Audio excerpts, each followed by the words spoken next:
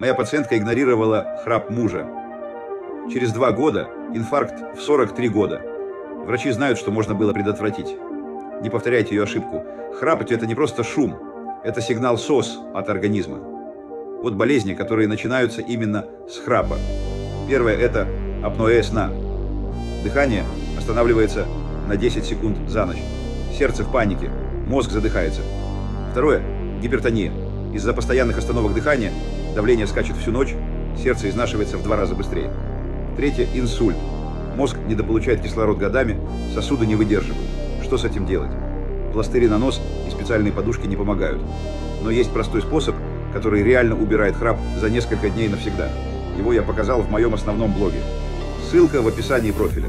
Пожалуйста, поставьте лайк и подпишитесь.